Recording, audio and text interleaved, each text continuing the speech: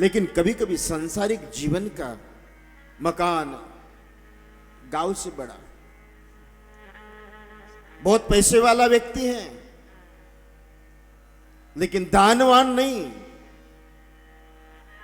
प्रभुता पाई काम देना, कब तक पद पैसा प्रतिष्ठा, इसका हर एक व्यक्ति का अपना समय है महाराज। वह समय के अधीनस्थ रहते हुए अपने आप प्राप्त अंश विनय होगा पतनानम तच्च समुश्रया। सभी लोग सभी को निमंत्रण दिया और निमंत्रण देने के बाद अब सारे देवताएं दक्ष के वहां जा तो रहे लेकिन कैलाश होते हुए जा रहे दिखाने के लिए। सबको पता था कि बाबा भोलेनाथ को निमंत्रण नहीं, सती को निमंत्रण नहीं, दिखा दिखा के कि आपके पिता और आपके ससुर के घर में हम लोग यज्ञ के लिए विशेष आमंत्रित हैं। पत्रिका दिखाते दिखाते ये मेरी पत्रिका है, एक एक नहीं दो दो बार मुझे बुलाया है।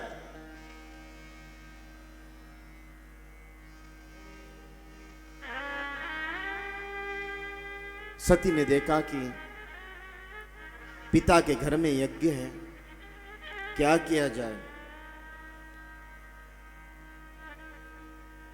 बाबा से कहा कि आप चलिए।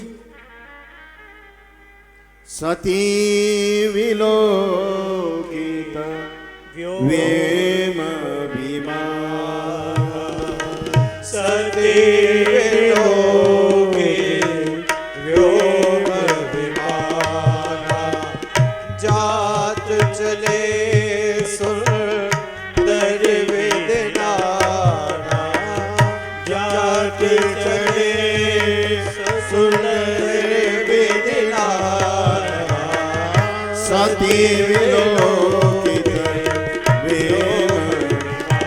सती ने देखा और अपने पति से कहा कि चलो।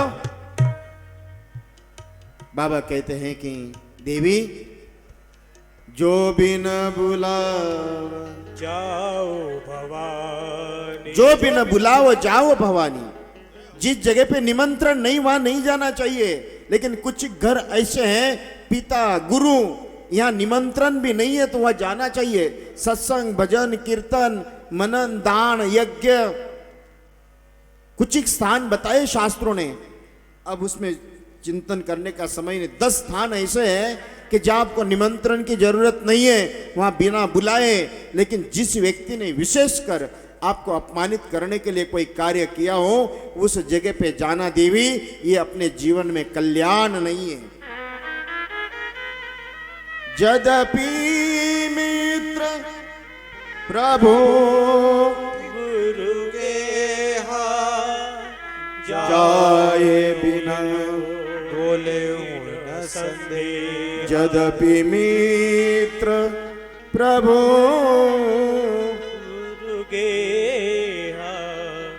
जाय बिन बोले न संदेह। यद्यपि मित्र गुरु पिता इनके घर में बिना बुलाए गए तो भी, लेकिन फिर भी दक्ष ने अपने अहंकार के कारण आपको ना मुझे निमंत्रण नहीं दिया। तदपि विरोध मान जाओ, तागे कल्याण न होई। यद्यपि विरोध, दक्ष के मन में मेरे प्रति विरोध है, सती आपके लिए कुछ नहीं है, लेकिन वहां जाना भी अच्छा नहीं, कल्याण नहीं है। फिर भी सती ने अपने पति की अवज्ञा करके पिता के यज्ञ के लिए निकल गई। नंदी भृंगी श्रृंगी साथ में देने के बाद चले और चलते ही कहते हैं महाराज पिता के घर में गई। माता बहनों ने बड़ा अच्छी तरीके से संस्कारों के साथ में प्रेम के साथ स्वागत करते हुए सभी गले मिले, लेकिन पिता ने जैसा ही देखते उन्होंने पूछा तू यहां क्यों, तुझे किसने बुलाया, ये तेरा घर नहीं है। उस वैरागी शमशान में रहने वाला, व्याघ्रम पर्व पहनने वाला, सर्पों की माला को धारण करने वाला, वो औडरदानी, अमंगल वेश, अकामी, कुरूप,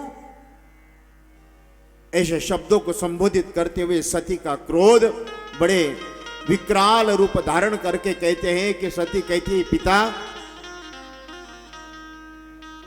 ये शरीर आपका है और आपने अपने पुत्री बनाया है, मैं सबसे प्रिय पुत्री हूं, लेकिन आपने मेरे पति का अपमान किया है। सती ने अपने पति के प्रति किए हुए अपराधों का स्मरण करते हुए तब तो उसको पश्चाताप ये कहीं दिखता था कि मुझे मृत्यु प्राप्त हो, लेकिन आज पिता ने भी अपमान किया तो उसको लगा कि अरे मेरा पति इतना अपमानकारक और सहन करने के लायक है, बिल्कुल नहीं।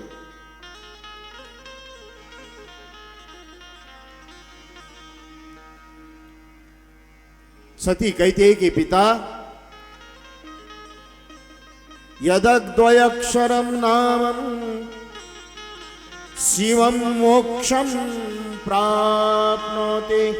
अरे कोई भाव को भाव अलग आलसु, दुष्काम दुष्प्रभाव दुष्कर्म करने वाला भी जन्म जन्मांतर का पापी अगर कोई शिव शिव भी कह दे, महेश धाम गौरवम पुनर्भवान रान वैमी लोक यंती रौरवम।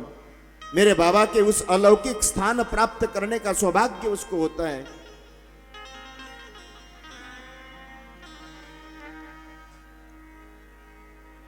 बड़े बड़े ऋषि मुनि साधु संत महात्मा स्वाहाकार करते हुए यज्ञ कर रहे हैं, वेदों की ऋचाओं के साथ स्वाहाकार हो रहा है। और स्वाहाकार होने के बाद महाराज सती उस कुंड के पास जाकर अपने सशरीर शिव को ध्यान करते हुए कुंड में अपनी आहुति देती हैं। हाहाकार मच गया, शिव के सैनिक और दक्ष के सैनिकों में युद्ध छिड़ा, शिव के सैनिकों को मारा। बाबा को शिव को पता लगा, अपनी जटा निकाल कर जमीन पे पटकते ही विदा वीरभद्र की उत्पत्ति हुई और दक्ष के यज्ञ का विध्वंस करने के लिए भेज दिया। दक्ष का यज्ञ का विध्वंस हुआ और विध्वंस होने के बाद महाराज दक्ष का चीर छेद हो गया।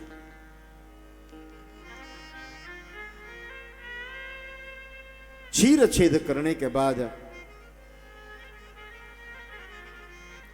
धर्म के कार्य में कोई व्यक्ति साधक और सार्थकता करने के लिए न बने, लेकिन उसके उस कार्य के लिए बाधक न बने।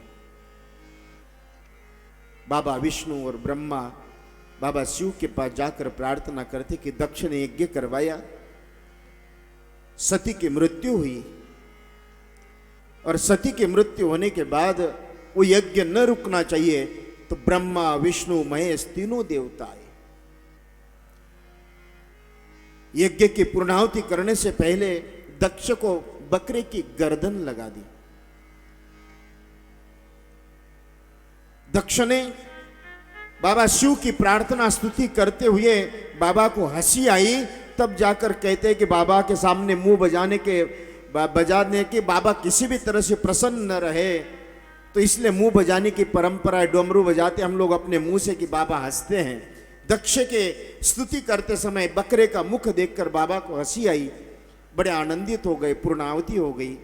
और पूर्णाहुति होने के बाद जो शरीर था वो शरीर मेरे बाबा चारों तरफ भ्रमण करते हुए शमशान वैराग्य के रूप में वो 52 उसके शरीर के भगवान विष्णु ने टुकड़े किए, उसके 52 शक्ति पीठ हुए। कई लोग 51 कहते, कई लोग 52 कहते, लेकिन देवी भागवत और देवी भागवत में 52 शक्तिपीठों का वर्णन आता है। कई लोग 51 का, आप अपने मतांतर है, लेकिन मेरे जिस अध्ययन में आया, जिसको जितना मानना हो, कई पैर के अंगुलियां, जिह्वा, नासिका, नेत्र, ललाट, उरु, उदर, पीठ, पिंड, घुटना, टकना, सभी गुह्यांग, ऐसे सभी ऐसे 52 जगह पे उसके शरीर के अंग गिरे, वो 52 शक्तिपीठ हुए और बाबा जाकर समाधिस्थ हो गए। और इधर महाराज स्वयं सती जो थी मैना और हिमालय की पुत्री बनकर पार्वती के रूप में अवतरित हुए। सियावर रामचंद्र तू तो काली रे कल्याणी मोरी माँ जो भूता जोगमा काली रे कल्याणी मोरी माँ जो भूता जोगमा तू तो काली रे कल्याणी मोरी माँ जो भूता जोगमा तने चार चार वेदी बखानी मोरी माँ धने चार चार वेद बखानी मोरी माँ जाजे क्या जोग माया तू तो काली ने कल्याणी मोरी माँ जाजो क्या जोग माया। बहुत से ताली बजा करके माँ की प्रार्थना। जिसके पास हाथ है वो ताली बजाए। पता नहीं अगले साल लखवा मारे तो भगवान भजन में तालियां ना बजा पाए।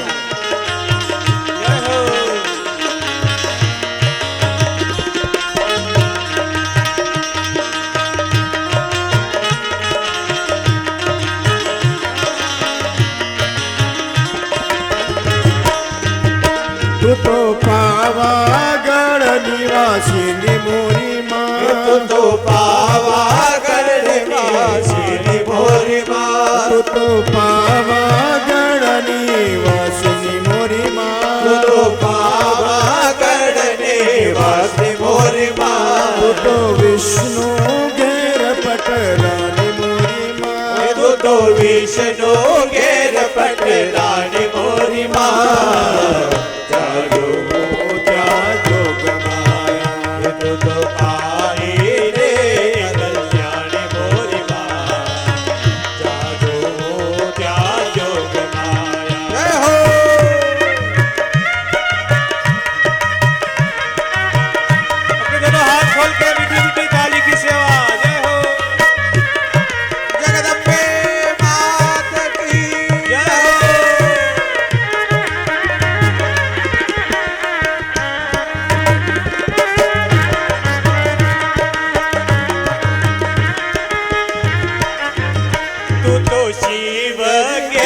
पटरानी मोरी माँ तू तो शिव घेर पटरानी मोरी माँ तू तो सती जी कहानी मोरी माँ तू तो सती जी कहानी मोरी माँ जानो जाजो माँ तू तो काली रे कल्याणी मोरी माँ जाजो जाजो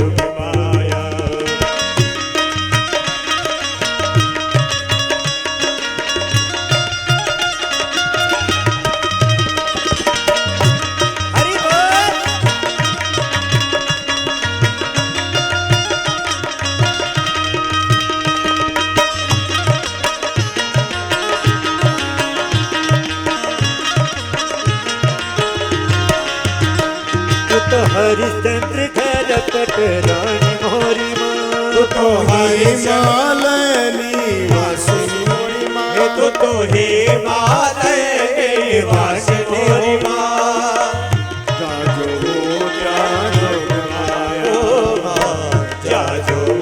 जाजो माया तू तो काली रे कल्याणी मोरी माँ जाजो जाजो कल्याणी मोरी माँ जाजो जाजो माया तने चार चार वेदो बखानी मोरी माँ तने चार चार वेद बखानी मोरी माँ तने चार चार वेदी बखानी मोरी माँ तने चार चार वेद बखानी मोरी माँ काजो काजो माया तू तो काली रे कल्याणी मोरी माँ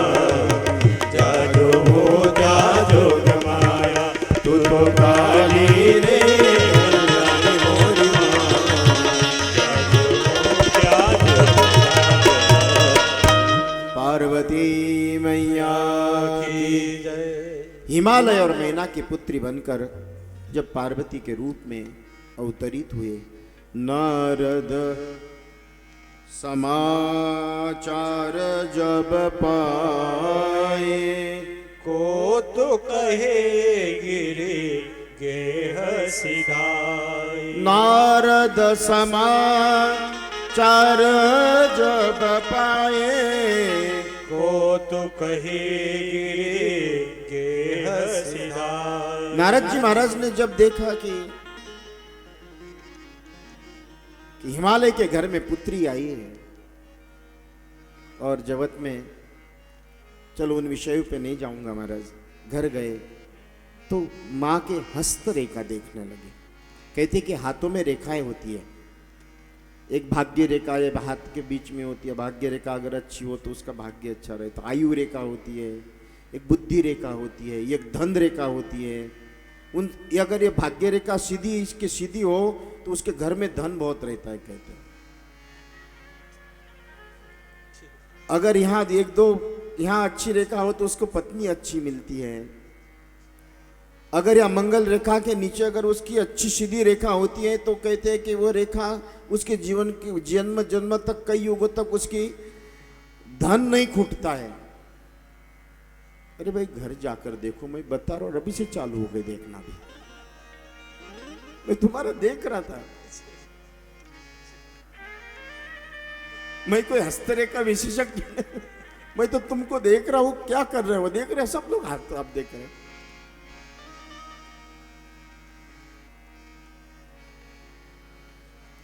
सियावर रामचंद्र भगवान की जय।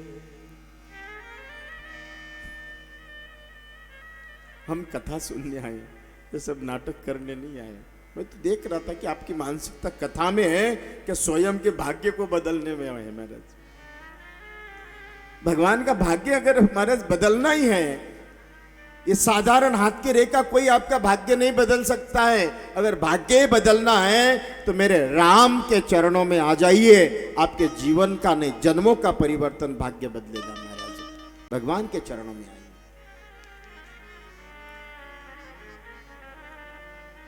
सती का हाथ देखा ना, हम लोग नारद जी जैसे कोई इतने जानकार है महाराज, ना ऐसा कोई ज्ञान है, फिर भी नारद सजब समाचार पाए, को तो कहे गिरे गेह हस्तरेखा देखने के बाद उनका भविष्य वखन करने लगे।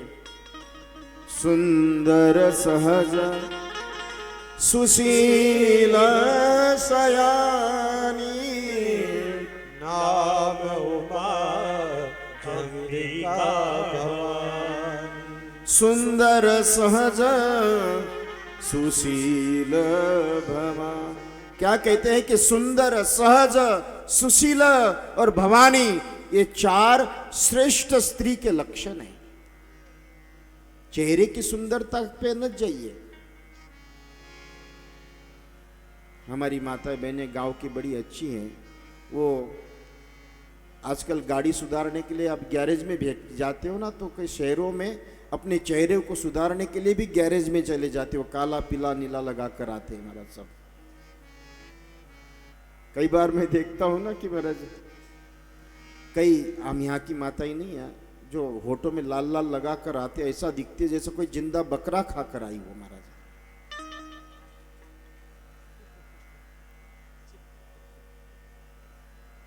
नहीं यहाँ की अच्छी है, आपको मुझे 5 दिन और रहना है यहाँ पुष्कर।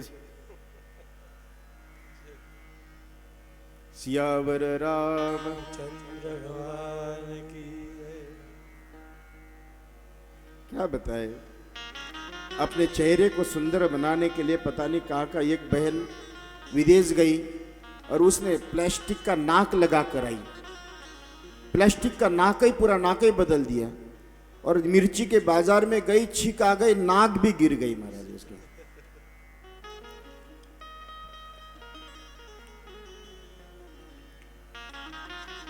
सुंदर सहज सुशील भवा, 4 लक्षण स्त्री के हैं।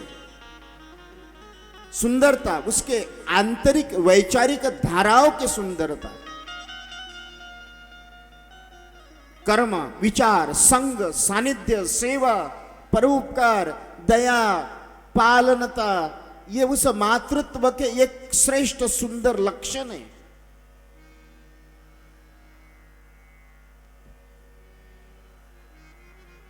मातृत्व, उसके कर्म की सुंदरता, उन्होंने इसलिए हमारा चेहरे की सुंदरता का, चेहरा कब तक, 10 साल, 15 साल, 20 साल, 25 साल, 30 साल, लेकिन कर्म रूपी सुंदरता महाराज यहां समाज से प्रभावित होता ही होता है, लेकिन मेरा नारायण भी प्रभावित होकर प्रसन्नता के साथ उसको परम पद देता है। इसलिए सुंदर कर्म होना चाहिए। सुंदर सहज सुशील सया। 4 लक्षण स्त्री के बताए।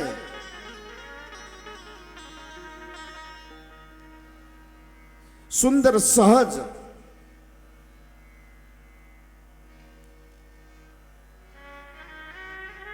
अब किसकी पत्नी अपने घर में सहज रहती है?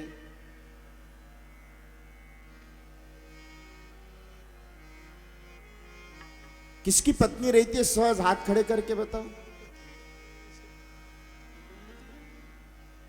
बहुत झूठे लोग हो तुम लोग।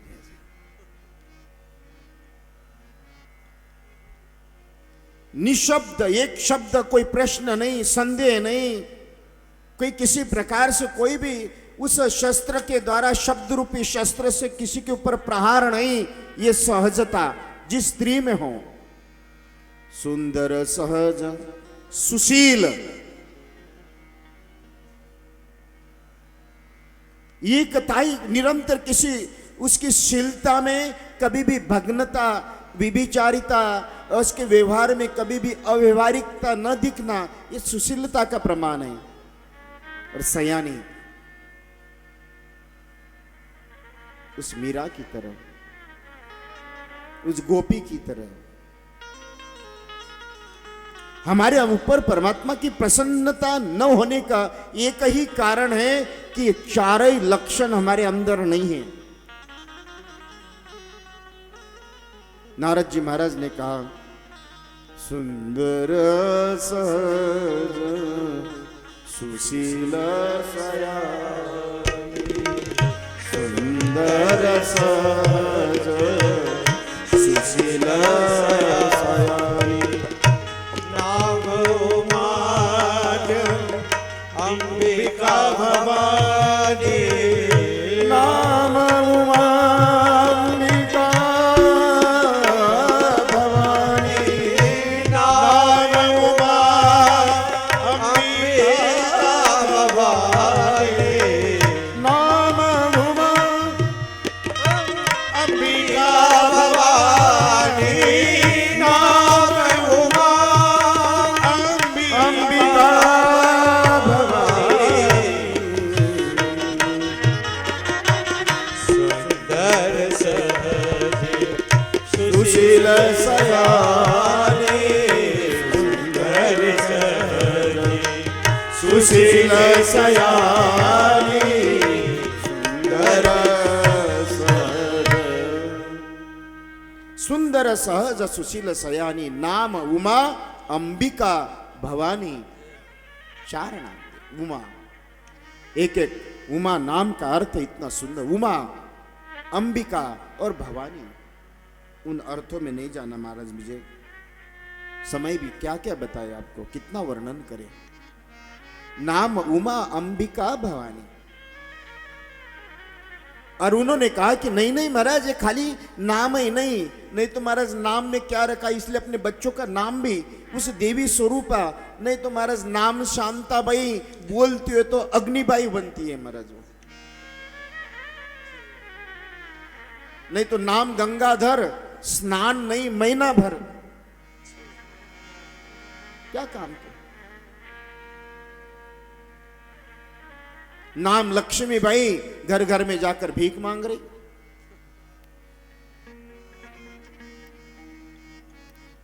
इसलिए महाराज उस परात पर परमात्मा के चरित्र का चिंतन करते हुए अपने अंतरंग की पवित्रता के साथ में अपने मुख में भी अपने ईश्वर का चिंतन हो, इसलिए अपने संतानों का नाम भी देवताओं के ऊपर रखना चाहिए। देवी देवताओं पे नारद जी महाराज ने कहा, सब लक्षण संपन्न कुमारी ते ही संतत पियाई पियारी, सब लक्षण संपन्न। 16 प्रकार के लक्षण स्त्री के बताए, एक नहीं 16 लक्षण है, और 32 जगह पे उसका बंधन बताया।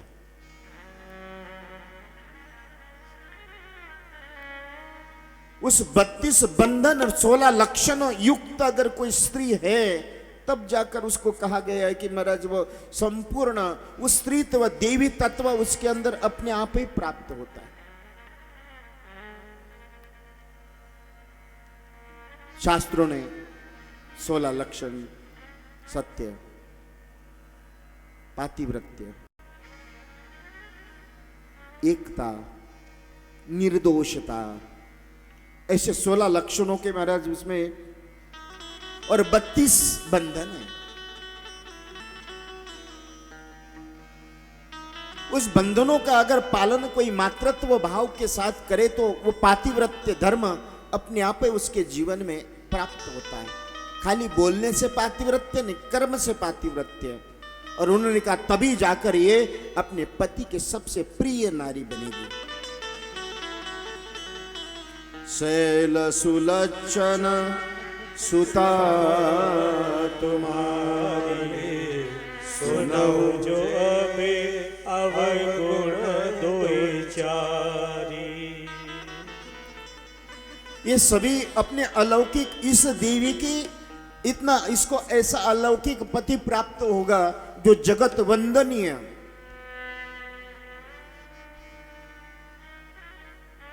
जग जिसको प्रणाम करता है, जग का पालनहारा है। कैलाश के निवासी नमो बार बार हो, नमो बार बार हो, आयो शरण तिहारी बोले तर तर तू, आयो शरण तिहारी बोले तर तर तू। कैलाश के निवासी नमो बार बार, नमो बार बार हो, आयो शरण तिहारी बोले तार तार तू, आयो शरण तिहारी बोले तार तार तू। जय हो, हर हर महादेव।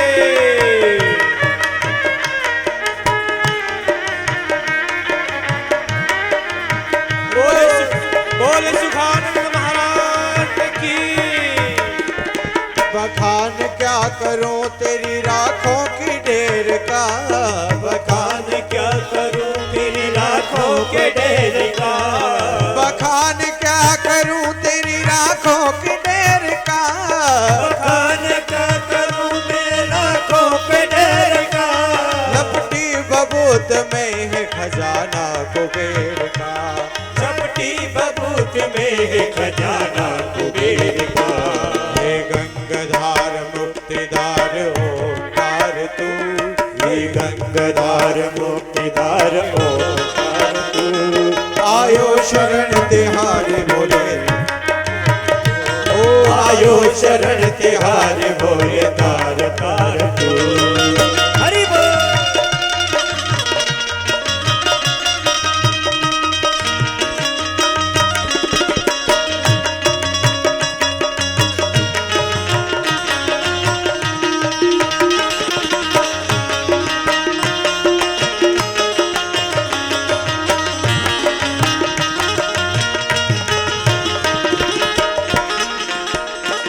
भक्तों को कभी आपने निराश ना किया, भक्तों को कभी आपने निराश न किया, भक्तों को कभी शिव तूने निराश ना किया, भक्तों को कभी शिव ने निराश न किया।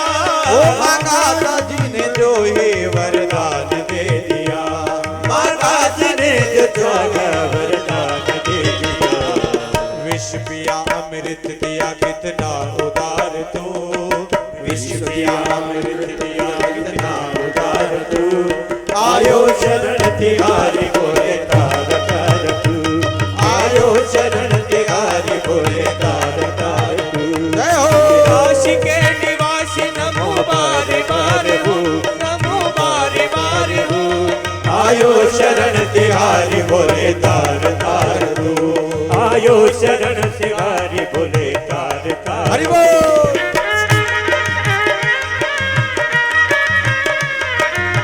हर हर महादेव, हरे काली की सेवा।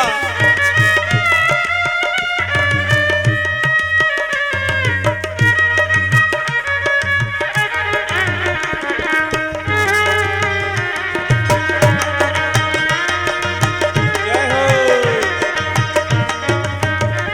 तेरी कृपा बिना नहीं लेख भी अणो, तेरी कृपा बिना नहीं ले एक भी अनो, तेरी कृपा बिना नहीं लेख भी अणो, तेरी कृपा बिना नहीं ले एक भी अनो, तेरी दया से सांस लेते हैं तनो तनो, तेरी दया से सांस लेते तनो।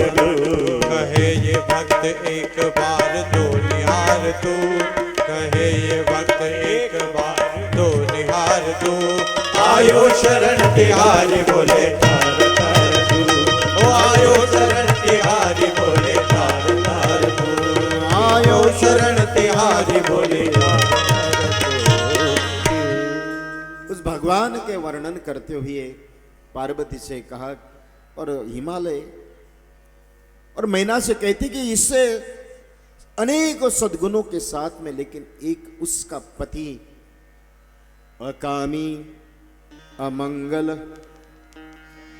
वेश, जो अकामी है, अमंगल वेश है, ऋष की सवारी करता है, भूतों के बीचों में रहता है, भभूति रमाता है, सर्पों की माला, माथे में गंगा, ऐसा इसका पति होगा। लेकिन अपने शिष्य पार्वती से कहते कि देवी अगर ऐसे पति को प्राप्त करना है तो बिना तप के नहीं प्राप्त होगा। तो उन्होंने पूछा गुरुदेव इसके लिए क्या करना है? तो कहते हैं कि ओम नमः शिवाय का पंचाक्षरी मंत्र का जाप करते हुए न तपो करे तुमा कुमारी तुम्हारी, कहते कि अगर तुम्हारी कुमारी तप करे तब जाकर वो पति के रूप में प्राप्त हो सकते हैं।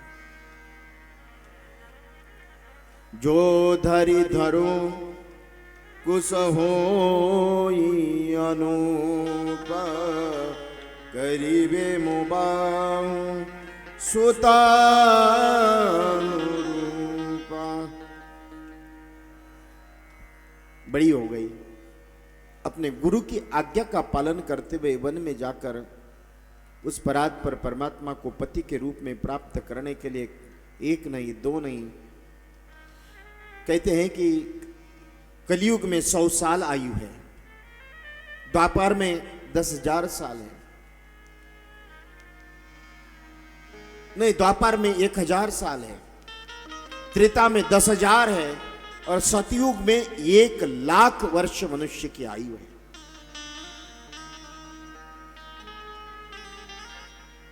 अब 100 साल में 5-10 साल साधना भी करे तो उसमें कौन सी कठिनाई? लेकिन आप लोगों को ईश्वर की साधना तो होती नहीं, लेकिन पैसे की साधना आप बहुत करते हो।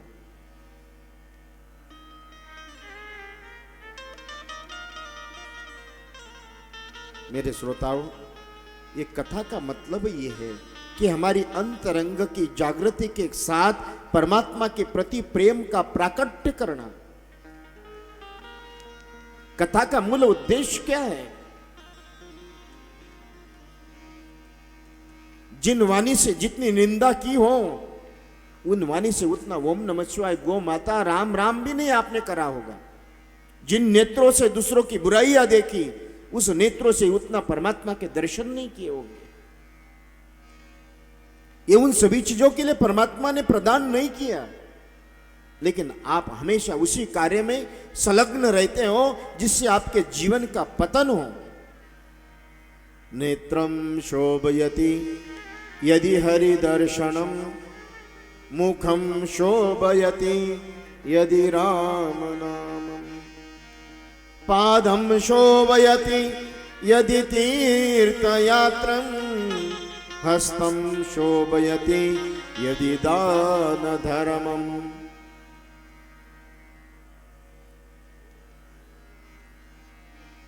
लेकिन उसके विपरीत कार्य, आज पार्वती तपस्या करने के लिए वन के ओर निकलकर निरंतर सहजता के साथ कछु दिन भोजन बारे बतासा, भोजन बारे बतासा, कछु दिन भोजन बारे बतासा, किए कठिन कछु दिन उपवासा, किए कठिन कछु दिन उपवासा, पति जो परहे सुखाए, बेल पाती भई परहे सुखाए, तीन सहसी संपत सोई खाए, तीन सहसी संपत सोई खाए, बेल पाती भई परहे सुखाए, बेल पाती भई।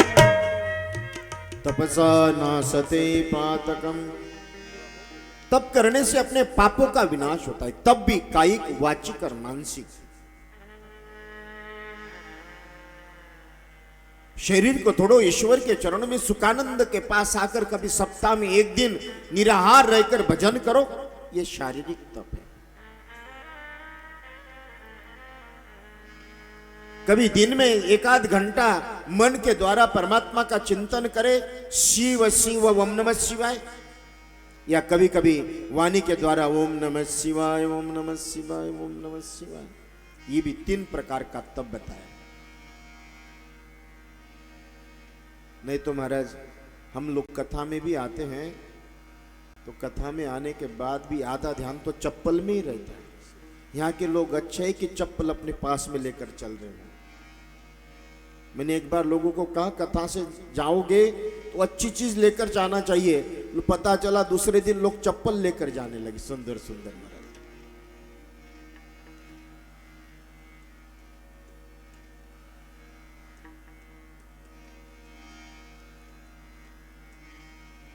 तीन प्रकार के तपों का वर्णन शास्त्रों में आता है। शरीर को तपाना, शरीर से किए हुए पापों का विनाश होता है।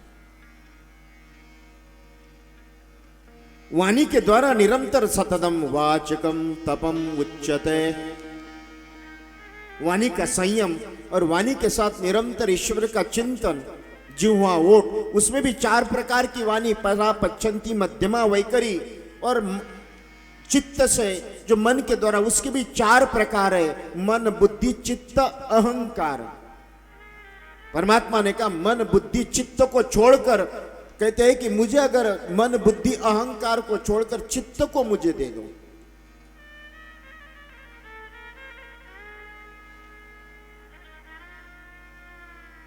ऐसे तीनों प्रकार के तपों में पारंगत होने के बाद बाबा प्रसन्न हुए और सनकादिक ऋषियों को भेजा और कहते हैं कि जाओ सती की परीक्षा लो, पार्वती की परीक्षा लो कि वो किस। चारों ही सनकादिक ऋषि आकर पार्वती की तपस्या को देखकर बड़ी प्रसन्नता के साथ उन्होंने कहा, अरे पार्वती क्या अमंगल, सन्यासी जैसा घूमता है, कमंडल हाथ में, त्रिशूल हाथ में, डमरू हाथ में, ऐसे व्यक्ति को कोई पति बनाना चाहिए। कोई तेरा पति है? अगर पति बनाना ही है तो भगवान विष्णु को पति बनाए। शंख, त्रिचक्र, मुकुट, गरुड़ वाहन, शेष के ऊपर शयन करने वाले विष्णु के सद्गुणों को और शिव के दुर्गुणों का वर्णन पार्वती के सामने चालू कर दिया। पार्वती उठकर खड़ी होती कहते हैं, हे महाराज सुनो, आप मैंने इस एक व्यक्ति के ऊपर संदेह करने के कारण एक जन्म लेना पड़ा मुझे। सद्गुण सागर विष्णु तुम्हारा। हो सकता है कि विष्णु के अंदर अनेक सद्गुणों का सागर है और मेरे पति में हजारों दुर्गुण हैं, लेकिन मेरे पति तो शिव ही है।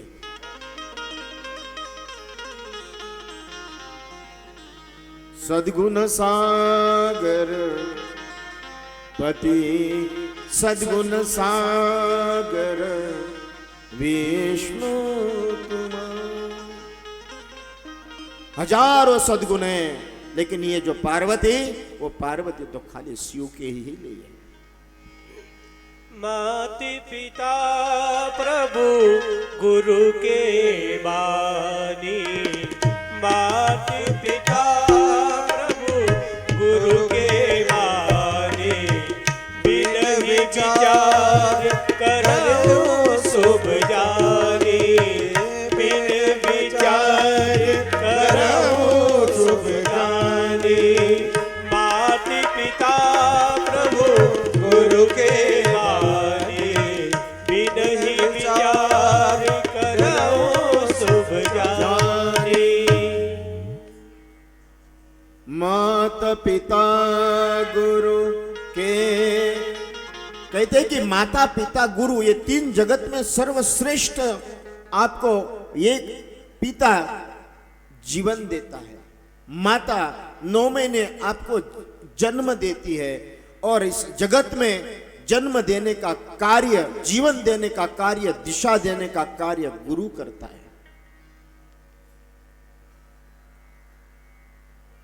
ये तीनों ही आपके जीवन को निरंतर उस सार्थकता के साथ में उसका गुरु नाम का आश्रय ही आपको आनंद और अनुभूति का सहजता के साथ में स्थान सद्गुरु है। जिस तरह से माता पिता कहते हैं कि महाराज 2 लोगों का कभी ऋण आप उतार नहीं सकते हैं।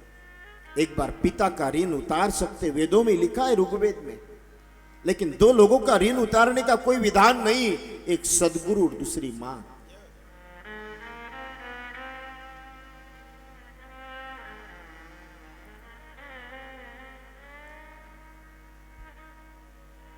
सती उन्होंने कहा कि मेरे माता पिता और गुरु ने मुझे कहा है कि शिव की साधना करना, मुझे साधना करना है, मुझे उसमें कोई संदेह नहीं है। उन्होंने कहा ऐसा करो, मेरा कोई विचार नहीं है। सती के वचनों के ऊपर प्रसन्न होकर, पार्वती के वचनों के ऊपर प्रसन्न होकर महाराज सनकादिक ऋषि भी साधु साधु करते हुए पुष्प वर्षा करते हैं। जाओ पार्वती, तुम्हारी मनोकामनाएं पूर्ण होगी। पार्वती को आशीर्वाद प्राप्त हुआ। पार्वती घर आई। घर आने के बाद बाबा भोलेनाथ समाधिस्थ थे। तारकासुर के अत्याचार के कारण देवतागण बड़े दुखी हो गए। सारे देवताओं के पास जाकर प्रार्थना करते कि तारकासुर को वर मिला है, शंकर का जब तक पुत्र नहीं होगा तब तक आप उसको मार नहीं सकते हैं। शंकर का ही पुत्र मारेगा तो उसके लिए शंकर का विवाह होना चाहिए। अब शंकर की समाधि किस तरह से तोड़ी जाए? ओम ओम कामदेवाय विद्महे पुष्पबाणाय धीमहि तन्नो अम्बु प्रचोदयात्। इस जगत में ईश्वर के रास्ते में सबसे बाधक अगर कोई है वो काम है। काम एष क्रोध एष पतनातम मनुष्यति। आपको जब माला में बैठने के बाद जितनी भी प्रकार के विचार उत्पन्न होते हैं ये आपके पापों का परिणाम है।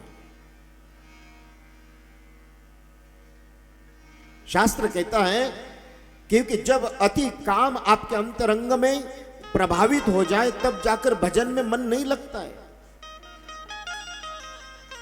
भजन में बैठ भी जाए तो अनेकों प्रकार के विचारों में खोते हुए आप उसी में इधर तो राम राम मशीन करती है और मन उधर भटकता रहता है। ये आपके जीवन के पापों का एक प्रमाण है।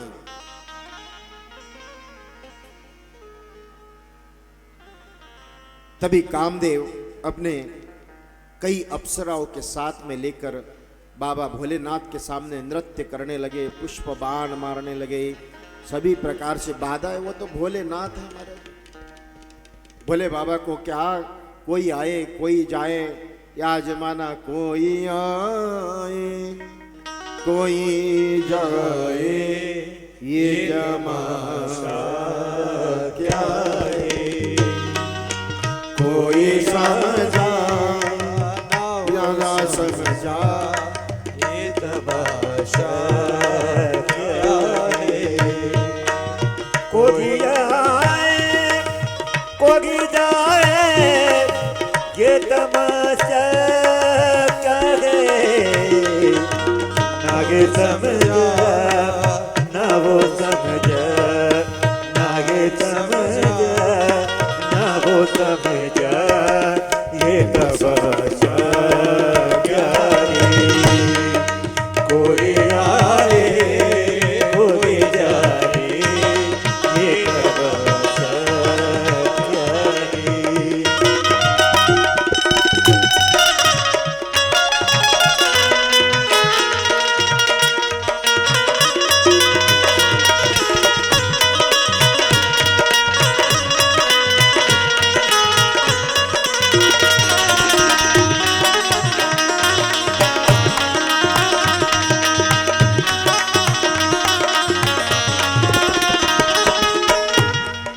कोई जाए कोई जाए, ये तमाशा क्या है।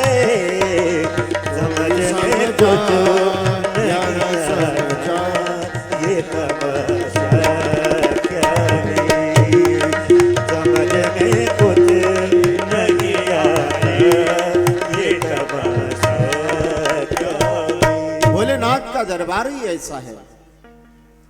कोई जल भी चढ़ा दे उसका नाम ही भोले है। अरे उसको तो कोई मिट्टी चढ़ा दे। पत्रम पुष्पम फलम तोयम, निष्काम है, निष्कलंक है, निर्मल है, औडरदानी है। चिता भस्म स्लेप महिम न पारम ते परम विदुषु, यद्य सदरुषि स्तुतिर ब्रह्मादीनामपि तदवसन्ना त्वयि गिरा। अथा वाच सर्व सुमति परिणाम वदिग्रहणं, ममाप्ये स्तोत्रे हर निरपवाद परिकरा। स्मरान्तकं पुरान्तकं भवान्तकं मकान्तकं, गजान्तकान्तकान्तकं तमन्तकान्तकं भजे।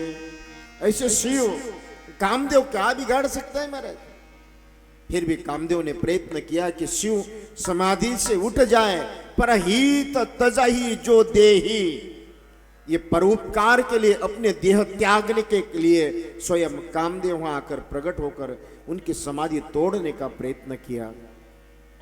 तभी महाराज बाबा का दूसरा ने तीसरा नेत्र खुला। जिसा तीसरा नेत्र खुलते ही कामदेव भस्म हो गए। और भस्म होते ही सारा संसार विरागी हो गया, निष्काम हो गया। कोई किसी के प्रति आकर्षित नहीं हो रहा है। तभी उनकी पत्नी रति, तो रति को वचन दिया कि देवी आप चिंता न करें, आपका पति कृष्ण अवतार द्वापर में कृष्ण के पुत्र के रूप में अवतारित होगा, तब तुझे अपना पति मिलेगा। तब तक कहाँ वास करेंगे मेरे पति। तो उन्होंने कहा कि तब तक हर एक व्यक्ति के मन में काम निवास करेगा।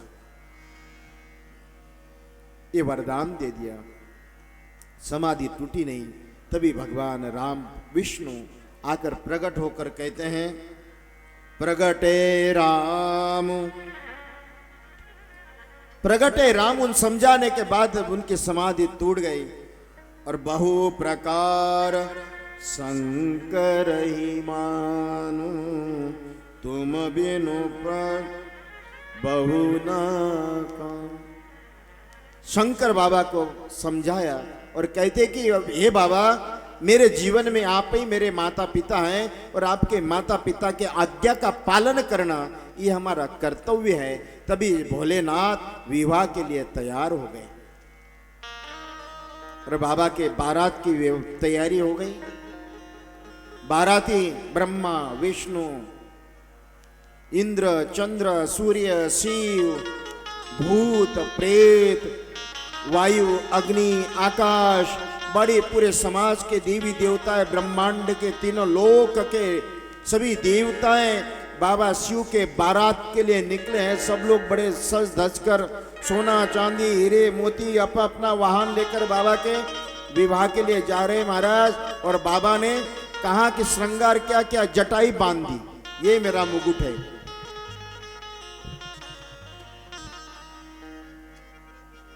नंदी भृंगी श्रृंगी श्रृंगार कर रहे तो कुंडल भी महाराज वहां भूतों के बाटिया कान में कुंडल में पहन लिया, भस्मी रमाई, हाथ में त्रिशूल, गजरों की माला जटाओं में बंधी हुई है।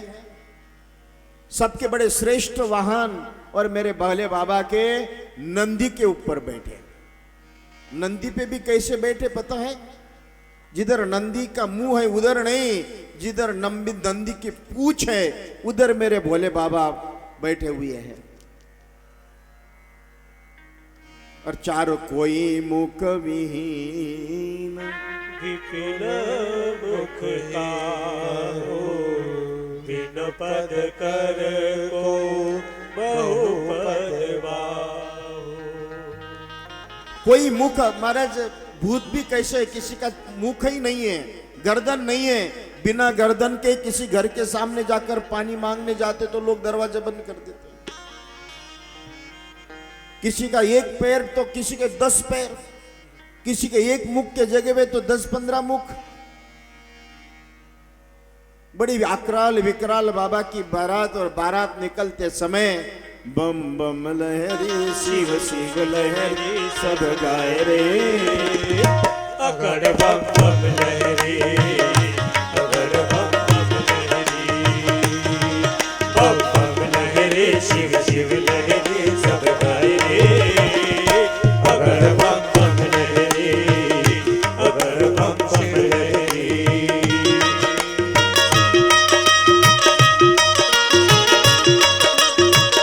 हरि बोल, जय हो।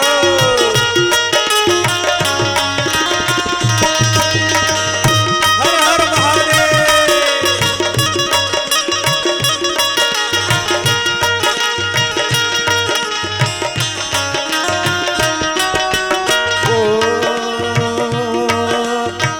शंकर का डमरू बोले, शंकर का डमरू बोले, शंकर का डमरू बोले, शंकर का डमरू बोले, नारद की वीणा बोले, नारद के वीणा बोले, शिव लगे रे बाबा, शिव लगे ओ शिव लगे रे बाबा, शिव लगे बम बम लहरी, शिव शिव लहरी सब गाए रे, अगड़ बम बम लहरी, अगड़ बम शिव लहरी।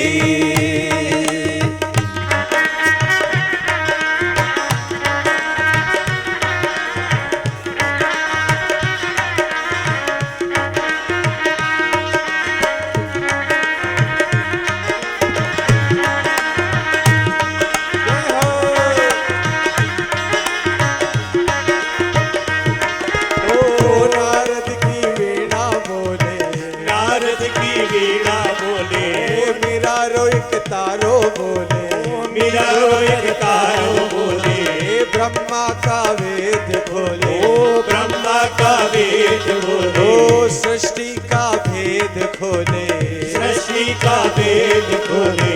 शिव लहरी रे बाबा, शिव लहरी हो, शिव लहरी रे बाबा, शिव लहरी।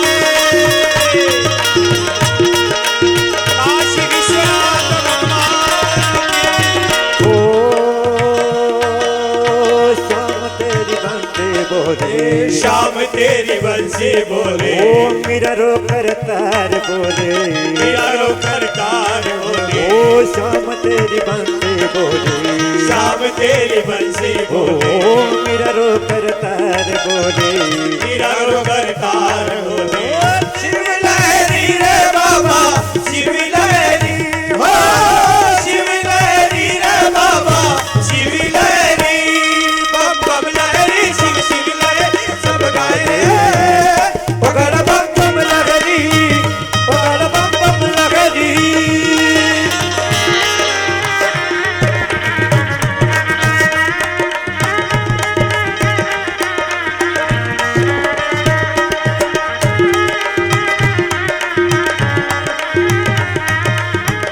सुखानंद महादेव की ओ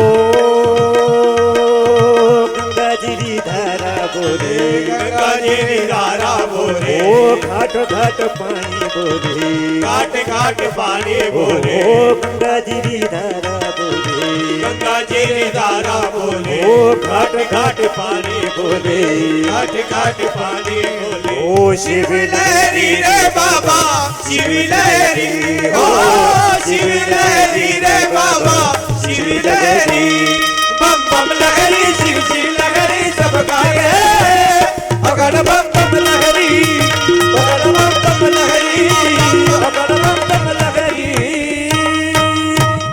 भोलेनाथ भगवान की जय सियावर रामचंद्र भगवान की जय बाबा की बारात। भोलेनाथ उस बारात पर परमात्मा के चरित्र का चिंतन करते हुए नारद जी महाराज ने कहा, बाबा आप श्रृंगार करें। बाबा ने कहा कि श्रृंगार करने का कार्य भगवान विष्णु का, मेरा नहीं है। तभी नारद ने देखा कि बाबा ऐसे नहीं मानेंगे। ले भगवन बाराती आए, दिए सबरी जनवास सुहाय दिए सबई जनवास सुआए।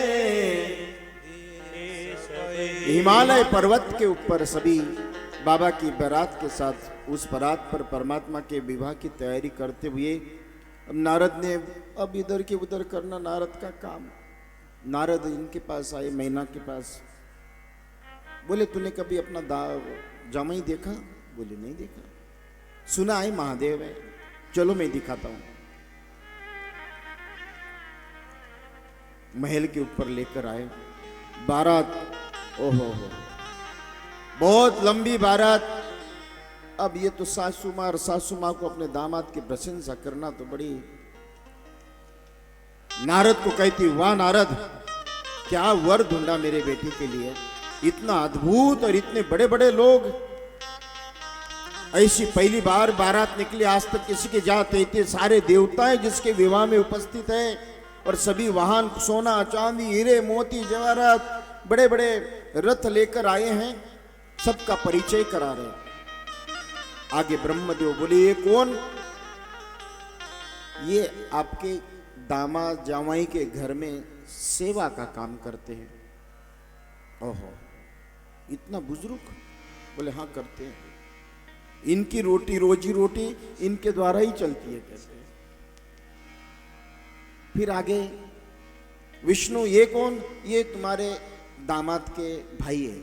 अच्छा। इंद्र, अश्व के ऊपर बड़ा श्रृंगार, चारों तरफ रथ, सुवर्ण उत्तम रथ लेकर चले, हजारों सैनिक उनके सेवा में लगे हुए। बोले ये कौन? ये तुम्हारे दामाद के घर में मुनीम का काम करते हैं। वायु देवता झाड़ू लगाते हैं, जल देवता पानी भरते हैं। सबका परिचय कराते कराते ओ मैना तो ऐसे भूल गई कि मेरा दामाद सारा ब्रह्मांड जिसके आदेश से चलता है, और वाकई में चलता है, उसमें कोई दो मत भी नहीं। सारे ब्रह्मांड की उत्पत्ति करने वाला और अंत में सारे लोग समाप्त होने के बाद नंदिया के ऊपर बैठकर, किसी का मुख नहीं, किसी के हाथ नहीं, किसी के पैर नहीं, चारों तरफ नंदी को घेर कर हजारों भूत प्रेत नाचते हुए, तो मैना ने डरते हुए पूछा, नारद ये कौन? तो कहती यही तुम्हारे दामाद है।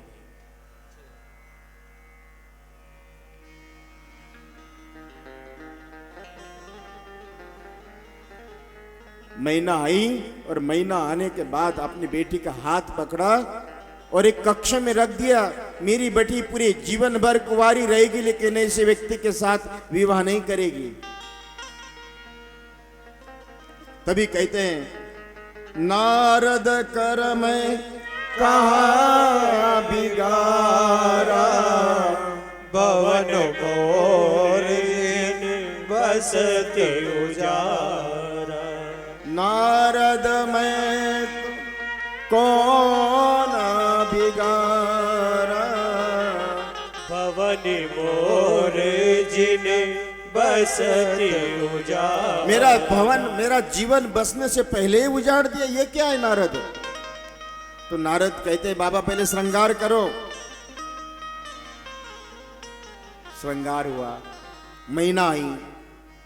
मैना ने अपने उस परात पर परमात्मा, मैना सुबह आरती सवारी, संग सुमंगल गावही नारी। मैना ने आरती उतारी। नारद ने और आनंद लेते हुए कहते, बाबा ये आपकी सासू माँ है, इसको कुछ देना चाहिए। तो बाबा ने अपने गले का सर्प निकाला और सासू माँ को दिया, तो सासू माँ बेहोश हो गई।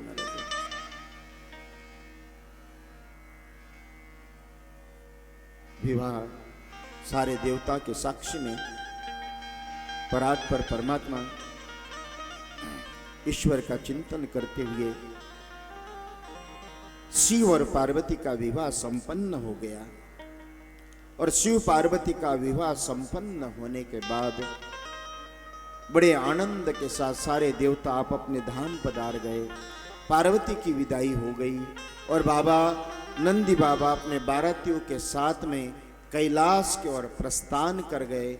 और मेरे बाबा और माँ पार्वती कैलाश में पहुंच गए। कई दिनों तक ग्रस्त जीवन की व्यवस्था करते हुए तारकासुर को मारने के लिए षडानन पुत्र कार्तिकी का जन्म हुआ। और पुत्र कार्तिकी का जन्म होने के बाद एक दिन सभी उस आगम निगम प्रसिद्ध पुराना, सर्वमुख जन्म सकल जग जान। चरित सिंधु गिरिजा रमन, वेदन पावहि पार।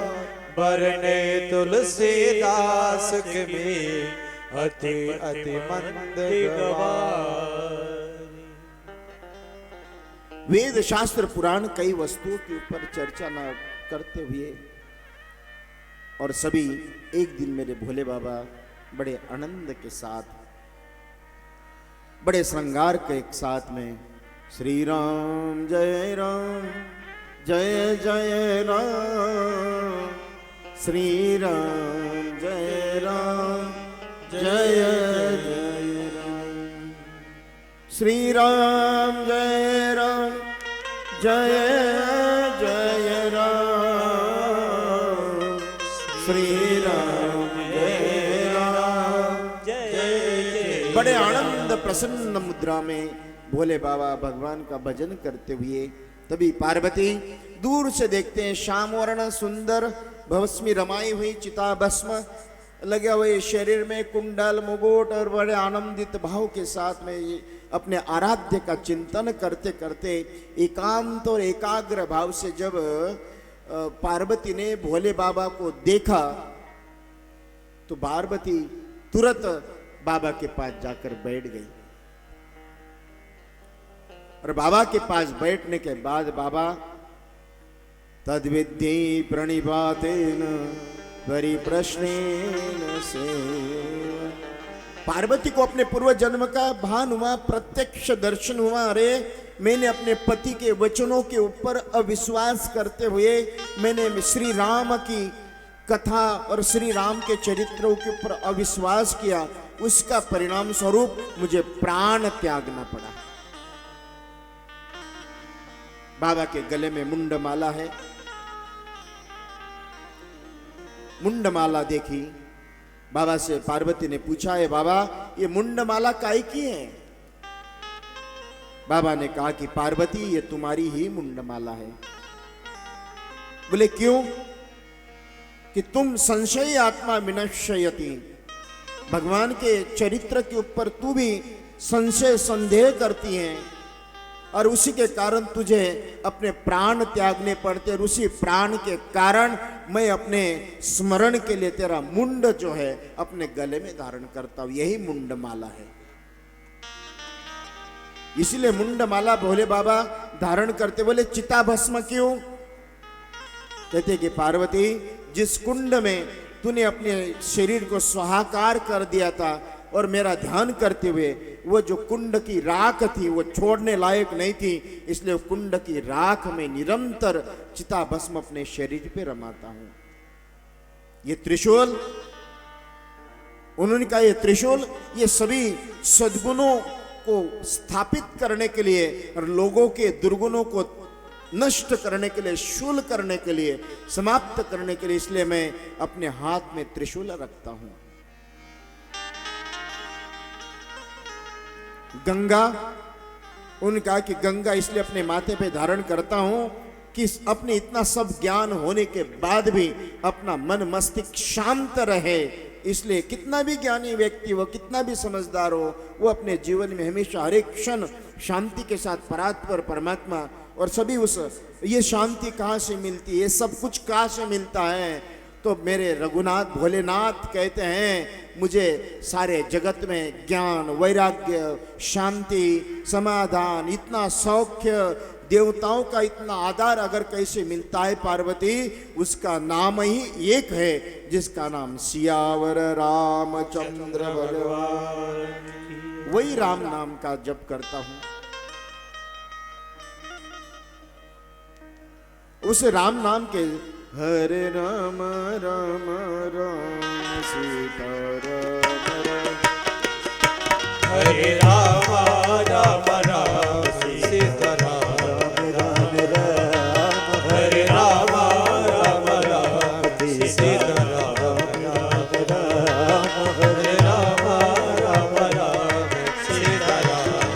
राम, हरे राम राम राम सीता राम राम राम, हरे राम राम राम सीता राम राम राम, हरे राम राम राम सीता राम राम राम, हरे राम राम राम सीता राम राम राम, हरे राम राम राम सीता राम राम राम, हरे राम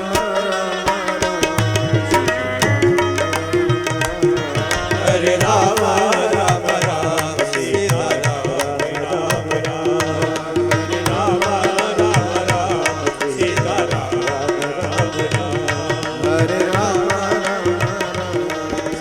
बाबा से जब उसने प्रश्न किया और प्रश्न करने के बाद बाबा बड़े प्रसन्न हुए, देवी तूने मेरे आराध्य का स्थान नाम लिया है। तो कहते हैं कि महाराज पार्वती को अर्ध अंग में स्थान दिया बाबा ने, तब से अर्ध नारी नटेश्वर हो गए। आपने देखा होगा अर्ध नारी नटेश्वर क्यों कहा जाता है? राम नाम का उच्चारण करते बाबा के सामने अगर कोई राम राम कह दे, कहते हैं कि अगर किसी को अपनी मनोकामनाएं पूर्ण करनी हो तो उस मंदिर में, किसी भी शिव मंदिर में, पुरातन मंदिर में जाकर रामायण कर दो, अपनी राम नाम की पूर्ण कामनाएं हो जाती है, मनोकामनाएं पूर्ण करता है। किष्किंधा का पाठ कर दो, सुंदर कांड कर दो, बाल कांड कर दो, भगवान के चरित्र का, और जोर जोर से वहां जाकर राम राम कहो तो बाबा भोलेनाथ भी प्रसन्न होते। उसी के कारण पार्वती ने पूछा कि बाबा मुझे भी उस राम कथा सुननी है। तो राम का नाम पार्वती के मुख से सुनते ही बाबा बड़े आनंदित होकर, उल्लासित होकर, आह्लादित होकर कहते हैं कि हे देवी, मुझे अर्ध अंग में स्थान तो प्रदान कर दिया है। और अब उस आनंद के साथ कहते हैं मंगल भवन अमंगल हारी, द्रवहु सुध सिरति अजिरि बिहारी। ओ मंगल भवन मंगल हारी, द्रवहु सुध सिरति अजिरि करी प्रणाम राम त्रिपुरारी, हर्षि सुदास में गिरा उचारी। करी प्रणाम राम त्रिपुरारी, हर्षि सुदास में गिरा उचारी। ओ मंगल भवन अमंगल हारी, प्रभु सदस्य मंगल भवन मंगलहारी, द्रवमु सुदशरथ अजय बिहारी। ये पार्वती और शिव की कथा, उस परात पर परमात्मा के चरित्र का चिंतन करते हुए हम लोग कथा को अब यहाँ ही विश्राम देते हैं। कल 1 बजे से 4 बजे के बीच में, कल हम लोग 1 से 4 कथा, क्योंकि मुझे ट्रस्ट मंडल, हमारे पुष्कर जी भाई साहब, सभी ने मुझे कहा कि यहाँ दूर दूर से आना पड़ता, आसपास कोई गांव है ही नहीं, दूर दूर शायद मुझे लगता है 2-2, 4-4 किलोमीटर पे गांव होंगे, तो 4-4 किलोमीटर से तब लोग आते हो, फिर भी आपकी बहुत बहुत साधुवाद के साथ अब 1 बजे से 4 बजे के बीच में करना है। हाँ, सब सहमत है? फिर सबको 12:30 बजे तक आना पड़ेगा, तो 1 बजे चालू होगी, नहीं तो मैं 1 बजे चालू करूंगा कल से। परसों हम लोग राम कथा होगी, कल भी भगवान के चरित्र का चिंतन, जन्म उत्सव की कथा, जन्म के कई कारण, उसके चरित्र का चिंतन करते हुए आइए महाराज। कल हम लोग 1 आज से 2 बजे से कहा था, लेकिन आज अपन 2 बजे आए थे। कल से अपने अपने समय के, गर्मी का समय है, सभी व्यवस्था हमारे पुष्कर जी भाई साहब, गौशाला ट्रस्ट मंडल ने, सभी ने अपनी अपनी व्यवस्था कर दी है। और देखते आगे भी, अभी फिर भी 7 दिन और बचे हैं, तो 7 दिन में मैं चाहता हूँ कि देखेंगे कैसे गौशाला के लिए जरूर थोड़ा बहुत आप सभी गौ माता के लिए जितना दान हो सकता है, जो भाव के साथ हो सकता है, सभी उसके प्रति, मैंने कल ही कहा था, दान पापात्र कुपात्र दानाद भवति दारिद्र्यता। कुपात्र को मैंने कहा था कि जब गाय को घास भी देते हैं, साधारण सा दान है, लेकिन गाय दूध देती है।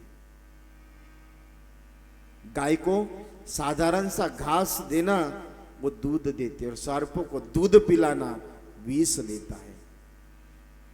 तो आप किस व्यक्ति को दान दे रहे हो, किस स्थान पे दान दे रहे हो? कहते हैं कि ऐसे कार्य के लिए आपके हाथ से नींव में एक ईंट भी अगर चली गई, एक पत्थर भी अगर चला गया, तो आपके पूर्वज स्वर्ग में नृत्य करते कि मेरे पुत्र ने ऐसे धर्म के कार्य के लिए दान दिया है। उसके लिए कोई विशेष इस तरह का अधर्म का कार्य करना, ये आपके पूर्वजों की पीढ़ियों को नरक ले जाना है। और आपके हाथों से, मन से, कहते हैं ना कि एक बार एक बूढ़े व्यक्ति के पास में बैठा था, उसको पूछा आपकी आयु कितनी है? तो उन्होंने कहा कि महाराज आयु बड़ी मुश्किल से 5-6 साल होगी। मैंने पूछा धन कितना है? कहते 10,000 रुपये होगा। मैंने कहा महाराज आपकी आयु 70-80 साल की है, और आपके घरों में 4-4, 5-5 बेटे हैं, बहुत बड़ी संपत्ति आपके घर में है, 100, 200, 300 एकड़ जमीन है, आप कहते हो 5-10 हज़ार मेरा धन है। उन्होंने मुझे बड़ा अच्छा उत्तर दिया, कहते महाराज बताओ मैं कितने दिन तक और जीवित रह सकता हूँ? मैंने कहा 4-5 साल। बोले इसलिए मेरी आयु 4-5 साल की है। मैंने कितने करोड़पति होने के बाद भी आप 10,000 रुपए, बोले पूरे जीवन काल में धर्म के लिए मैंने 10,000 रुपए से ज्यादा खर्चा नहीं किया, इसलिए मेरी संपत्ति ये है।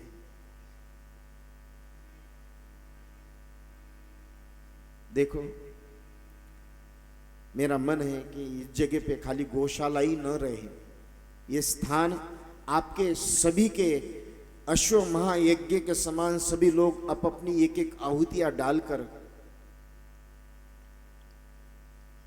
इस यज्ञ में, और आपके बच्चों के लिए मेरा मन है कि आपके जितने भी बच्चे हैं यहाँ के, निम चित्तौड़ निम्बाड़ा जाने के बजाय इस गौशाला में आकर इंग्लिश का और सारे भाषाओं का अध्ययन करें। इसलिए एक स्कूल भी मेरी इच्छा है कि यहाँ जल्दी से जल्दी शुरुआत हो।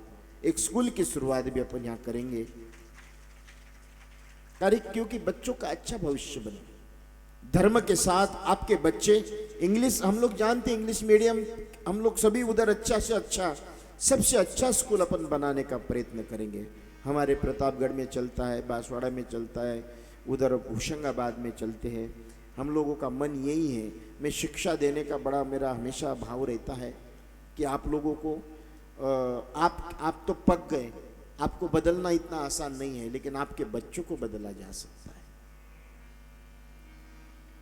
आपने तो मर्यादा धर्म अपने माता पिता के सामने जितना आपने पालन किया, उतना आपके बच्चे भी उतना आपके सामने पालन नहीं करते हैं। आपके ऊपर भले ही आपको अपने माँ बाप ने शिक्षा नहीं दी, लेकिन संस्कार आपने दिए, और आप लोगों ने शिक्षा दी लेकिन अपने संतानों को संस्कार नहीं दिए। यही हमारे अंदर बहुत कमी आई। आप अपने माता पिता के सामने बाल्यकाल में आप अपना स्मरण करना, आप अपने पिता के सामने बोलने की क्षमता नहीं थी, आप बोल नहीं सकते थे पिताजी से, और आपके बच्चे आपके सामने तू तड़ाके के साथ, प्रत्युत्तर के साथ, प्रतिशोधात्मक प्रतिक्रोधात्मक उत्तर प्रदान करते हैं। ये आपने शिक्षा तो दी, संस्कार नहीं दिए। आपने माता पिता ने आपको शिक्षा नहीं दी, लेकिन संस्कार दिए। ये जीवन शिक्षा से नहीं संस्कारों से चलता है, और वो संस्कार अगर कहीं मिलते हो तो मुझे लगता है कि पुष्कर जी भाई साहब और गौ माता के चरणों में बैठकर किया हुआ अध्ययन ये जीवन नहीं जन्मों जन्मों को सफल करेगा। इसलिए मेरे श्रोताओं, यहाँ एक अच्छा स्कूल भूमि पूजन का मुहूर्त देखते हैं आप लोग सभी। मेरा मन है कि यहाँ अच्छे से अच्छा एक स्कूल बनाकर आपके बच्चों के लिए अच्छी शिक्षा, धर्म के साथ शिक्षा। हमको सन्यासी नहीं बनाना। मेरे भारत में 7-8 लाख दीक्षार्थी हैं, कई ऐसे बालक 100, 200, 300 दीक्षार्थी शिष्य बनने के लिए, सन्यास धारण करने के लिए। लेकिन मैंने यही कहा कि सन्यास क्यों? कर्म सन्यास धारण करें, धर्म सन्यास धारण करें। खाली वस्त्रों से नहीं, विचारों से हो, कृति से नहीं, वृत्ति से हो। आपके वृत्ति सन्यासी बने। इसलिए यहाँ इसी स्थान पे मैं सभी से कहूँगा कि आप सभी भले ही एक बोरे गेहूं दे दें,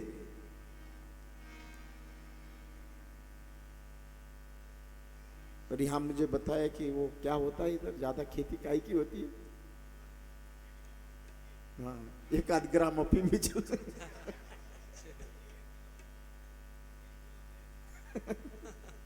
मैं नशे को बढ़ावा देने वाला व्यक्ति नहीं। वो कहते ना कि लोग तंबाकू खाते हैं, सिगरेट पीते। एक व्यक्ति के सामने भगवान खड़े हो गए, और खड़े होने के बाद कहते मांग तुझे क्या चाहिए। उसके हाथ में तंबाकू था। बोले भगवान कुछ नहीं, तंबाकू है, आपके पास चूना है?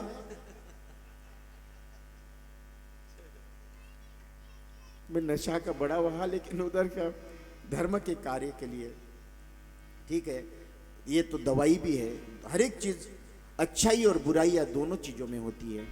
मैं ये कहता हूँ कि आज मुझे तपन जी भाई साहब ने बताया था कि कम से कम ये जो अफीम होती है 3,500 दवाइयों में डाली जाती है। 3,500 प्रकार के दवाई में जाती हैं। मैं चाहता हूँ कि सभी का स्वास्थ्य आप लोग कर रहे हों, लेकिन दुरुपयोग ये एक अच्छी बात है कि जितना जहाँ बिकती है वहाँ बिकती नहीं है। ये अच्छी बात है कि आप लोग उसके अधीन नहीं हो।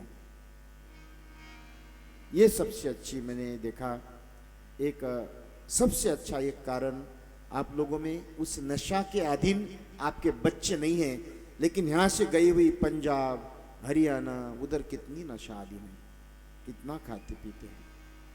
मैं नशा के बहुत, मुझे बिल्कुल भी, मैं नशा के विरोध, और आपके बच्चों को मैं ही नशा देना ही है तो राम नाम का नशा दे, कृष्ण नाम का नशा दे, मातृत्व का नशा दे। ठीक है, आज जैसा भी हो, मैं सभी मेरे माता पिता बहन भाइयों से कहूँगा, और मैं चाहता हूँ आखिरी के जितने भी 5-7 दिन बचे उसमें एक एक दिन का भंडारा भी हो, और 7 जन एक एक दिन ले, एक एक दिन का भंडारा मेरे तरफ से हो। कई दाल चावल खिलाओ, कोई बहुत ज्यादा पंच पकवान ने खिलाने की जरूरत नहीं। क्यों भाई साहब? 7 दिन गौ माता के चरणों में इधर राम गंगा भी चल रही है, और 7 दिन एक एक दिन दाल चावल रोटी खिलाओ, बाकी कुछ मत खिलाओ। जितने लोग हमारे पर सुनने के लिए आ रहे हैं उनको दाल रोटी खिलाओ। 7 जने खड़े हो जाओ, अपना नाम लिखो और हम कराएंगे। क्या लगेगा उसमें? कोई ज्यादा कठिनाई नहीं है। हमारे भक्त आपने माल तो बहुत खा रहे, तो ये गौ माता का प्रसाद ग्रहण करे तो भी अंतरंग की शुद्धता। और अन्नाद भवति भूतानि पर्जन्याद भवति अन्न, सबसे बड़ा यज्ञ इस जगत में अगर कोई है। आप संसार में 2 बार संतुष्ट होते हो। आपका जीवन किसी भी वस्तु से संतुष्ट नहीं है, खाली आप 2 ही बार संतुष्ट होते हैं। एक तो 2 बार कब? भोजन के थाली के पास। एक बार खाने के बाद आपके सामने 56 भोग रख दो, आप नहीं खा सकते। ये संतुष्टि ही ये सबसे बड़ी साधना बताई, किसी की आत्मा को संतोष प्रदान करना। गीता में 15वें अध्याय में लिखा है, हम वैश्वानरो भूत्वा प्राणिनाम देहमाश्रिता प्राणा प्राण समायुक्तम पचाम्यम चतुर्विधम्। 4 प्रकार के अन्न को पाचन, वैश्वानर नाम की अग्नि परमात्मा आपके उदर में विराजित रहती है। इसलिए श्रोताओं, मैं सभी से कहूंगा, आप लोग सभी आज के आखिरी के 7 दिन, एक एक दिन का एक एक व्यक्ति, कोई ज्यादा खर्चा भी नहीं है, और ऐसा यज्ञ आप लोग सभी 7 दिन तक इसको पूर्ण करने का प्रयत्न करें। भंडारा, दाल रोटी, दाल चावल, जितने भी लोग हमारे आए, पत्तल चाहिए, चावल लेकर आओ, दाल लेकर आओ, और सब बनाएंगे, भगवान के चरणों में आए खाएंगे। और मैं तो कहता हूं कि 7 दिन आप लोग भी यहीं रहो और मैं भी यहीं रहता हूं।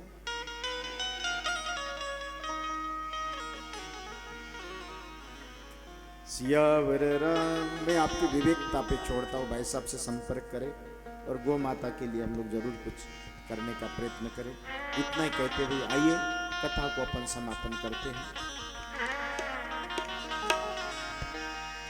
कल रावण के चरित्र का चिंतन होगा एक एक दिन तक, और परसों राम जन्म महोत्सव होगा, सभी उसमें है।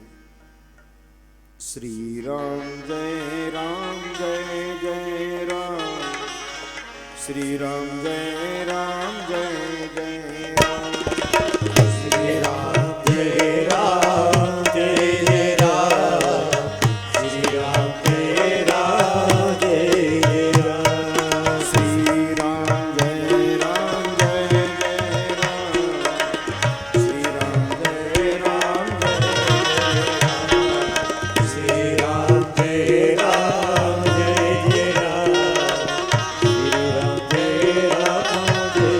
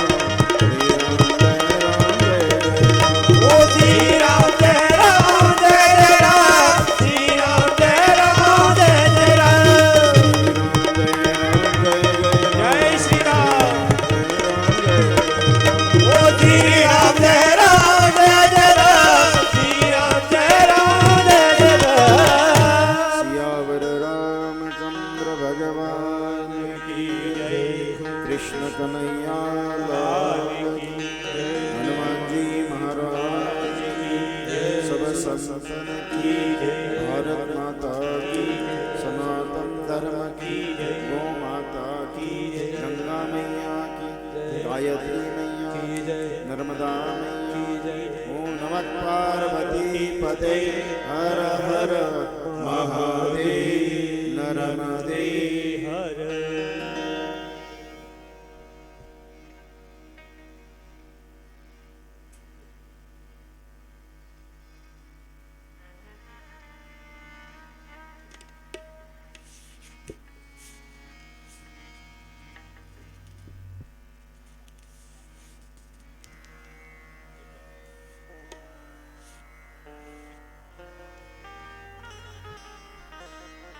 विजयानंद जी साहब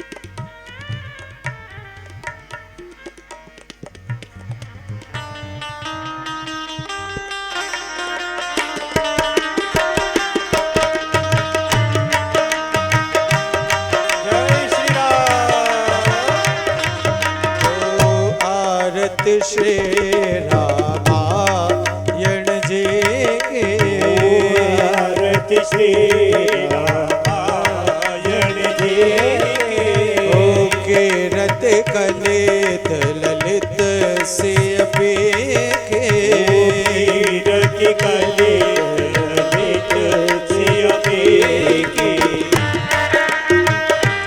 जय हो।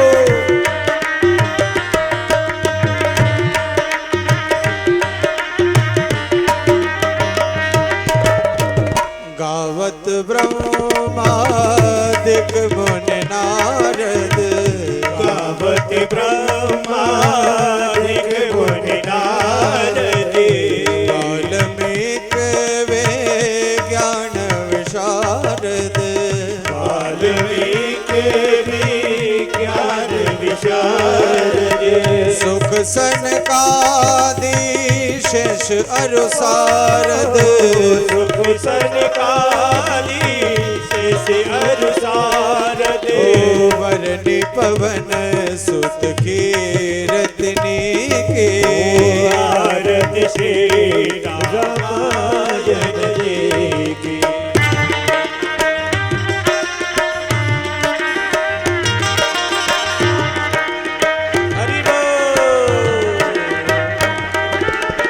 गावत वेद पुराण अष्टदश गावत वेद पुराण अष्टदश छो शास्त्र सब ग्रंथन को रस छो शास्त्र सब ग्रंथन को रस मुनि जन धन संतन को सरबस जन धन संतन को सरबस सार अंश संपत सब ही के आरती श्री रामायण जी की।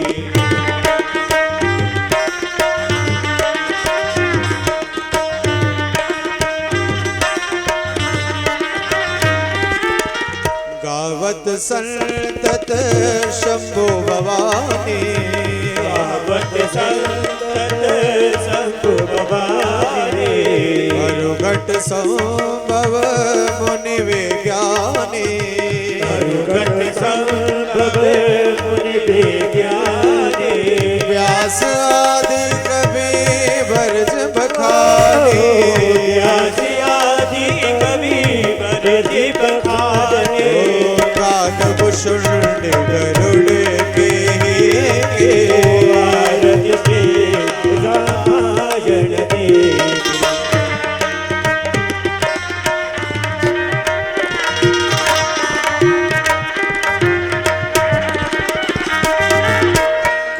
परिमल हरण विषय रस फेंके परिमल हरण विषय रस फेंके सुभग सिंगार भोगते जुबते के सुभग सिंगार भोगते जुबते के दलन रोग भव मोरे अमी दलन रोगी भव मोरी अमी के तात मात सब विधि तुलसी के आरती श्री रामायण जी के कीरत कले ललित से पेटे आरती श्री रामायण जी की कर्पूर गौरव करुणावतारम संसार सारम तुझके द्वारम सदा वसंतम हृदयादि वृंदे भव भवानी सहितम नमामि मंगलम भगवान विष्णु मंगलम गरुड़ध्वज मंगलम पुंडरीकाक्ष मंगलास्त्रो हरि सर्व मंगल मांगल्ये शिवे सर्वार्थ साधिके शरण्ये त्र्यंबके गौरी नारायणी नमोस्तुते नारायणी नमोस्तुते नारायणी नमोस्तुते शरणं पुष्पे विदेवता विवन्दनम् आरोग्यार्थैश्वर्याभिवृद्ध्यर्थम् अथ मन्त्रपुष्पाञ्जलिः ॐ जगनेन जगनमयजन्त देवास्तानि धर्माणि प्रथमान्यासन्न ते हनाकं महिमानः सजन्त यत्र पूर्वे साध्याः सन्ति देवाः ॐ राजाधिराजाय प्रसह्य साहिने नमो वयं वै श्रवणाय कुर्महे समे कामान् कामकामाय मह्यं कामेश्वरो वै श्रवणो ददातु कुबेराय वै श्रवणाय महाराजाय नमः ॐ योपां पुष्पं वेद पुष्पवान् प्रजावान् पशुमान् भवति चन्द्रमा वा अपां पुष्पं पुष्पवान् प्रजावान् पशुमान् भवति य एवं वेद योपामायतनं वेद आयतनवान् भवति हरिः ओम दासरथाय विद्महे सीतावराय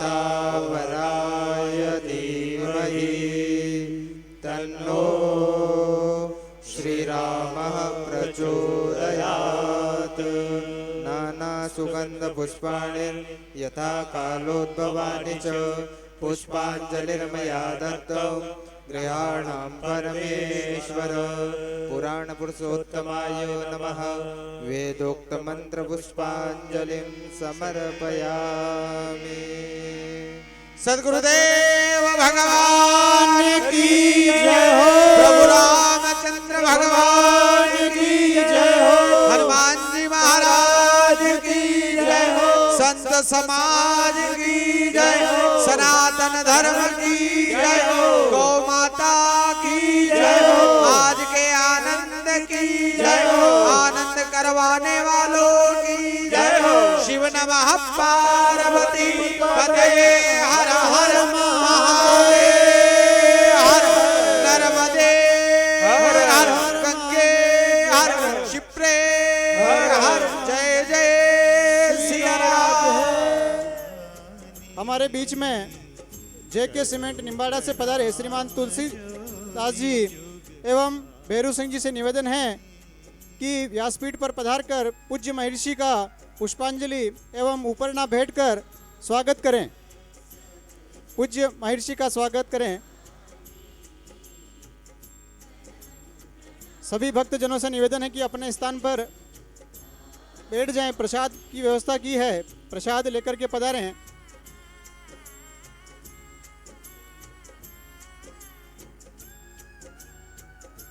पूज्य गुरुदेव की प्रेरणा से भंडारे का आह्वान किया गया है, तो दो कार्यकर्ताओं ने सूचना भेजी है। श्रीमान सुनील जी भंवरलाल जी धंधोलिया सरपंच साहब कोचवा की ओर से एक दिन के भंडारे की घोषणा की गई है। आप सब ताली बजाकर उनका स्वागत करें। इसी कड़ी में श्रीमान संजय जी सौभागमल जी शर्मा बांगेड़ा घाटा की ओर से 1 दिन के भंडारे की घोषणा की गई है। आप उनका भी करतल